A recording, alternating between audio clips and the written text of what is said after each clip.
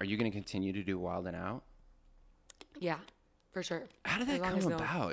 It seems like such a, I mean, you seem yeah. perfect for it now. You Yeah, know, I'm it's like, so random. but It's so random. In New York, I saw a posting that said like Wild and Out's auditioning rap battlers and roast battlers. I used to do roast battles in the city. Did you do those before Wild and Out? Yeah. Oh, okay, Like so you were already 2017 to all right. But 2019. what attracted you to that? Like, were you? Oh, just people were doing it, and I was like, oh, it'd be a good way to get more exposure. Yeah. No, I was not like, I gotta get up there and.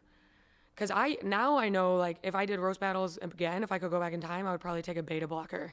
Because, like, the way that it gave me so much anxiety to do those, memorizing jokes, getting the lines out, they're laughing at what the other person's saying, so you gotta figure out. I definitely, and for Wild and Out too, I probably would have been Klonopin if I could go back and profiterole or whatever. Is a beta blocker's like heart rate slows down your heart rate and your physical reactions to. Yeah, it's what you take if you're like afraid to fly on a plane. Exactly. Right? You're just you don't care. The plane will be going down. And don't care. Let's go. And that's what I should have done for, the anxiety made me good at the roast battle and the Wild and Out, but I definitely got premature gray hairs from how much I was bending over backwards. I think a little bit of anxiety is good. Yes, right? agreed. But it's like, how do you know at what point? At what point? Yeah. Yeah. Because the beta blockers are like, they're really like dangerous, right? And I've never taken them. Like, I've never taken them, and I probably won't ever do a roast battle again. So it's all good.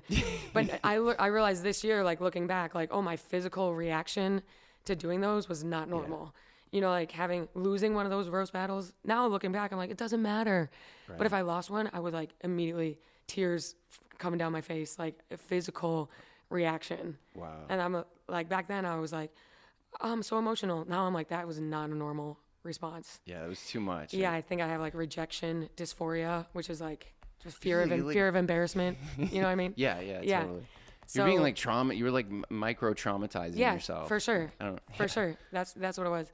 So I did all these roast battles because they had roast masters, roast battle, comedy fight club in the city, and you go up against one person and call them gay, call them fat. He would call me a slut.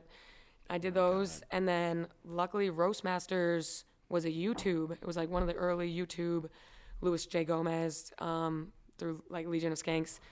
And that was like an early YouTube. I mean, it was like 15K, but back then you're like, wow, it's a big show. Yeah. So I had all these tapes of me doing Roast Masters. So I sent it in, and then I auditioned, and then they flew me down for like more auditioning in Atlanta, and I quit my job, and I was like, I'm gonna make this work. What were you doing at the time? Finance. Oh shit. Yeah.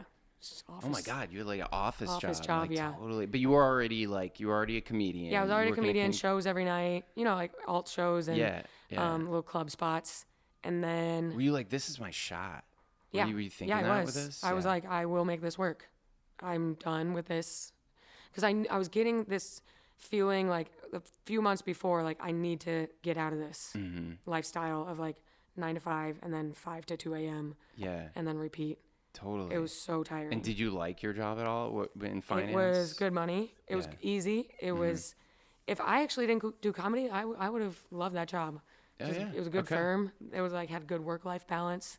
Everyone there was nice. It wasn't like Goldman Sachs, like crazy. It was like very balanced. Then you must have really wanted like the comedian lifestyle and like performing and like you must have, because if you're in a good job where you're like making money, I mean, most people are like, I couldn't fucking stand what I was doing. I had to get out. Yeah, like totally. I was like, fine. It was more just the tiring, the commuting after sleeping for only a few hours. Yeah. Just like exhaustion. Yeah. And putting on the clothes, the boxy corporate clothes. And no one at my job knew I did comedy. Yeah. So they just thought I was tired all the time for no reason. It was awful. Like, what's with this girl? Yeah, what's man? with her? She's so exhausted. And then I go out and then I go to shows in like a pencil skirt and then I do it again. And I knew like something's got to give at some point. Yeah. And then I went down there. They had like 5 days of auditioning in which each day the group would get smaller and smaller. Until one day I was just... It's like a tournament. Like it you is. enter it like is. A big The executive battle. producer circled us up day one. He was like, this circle's going to get a lot smaller.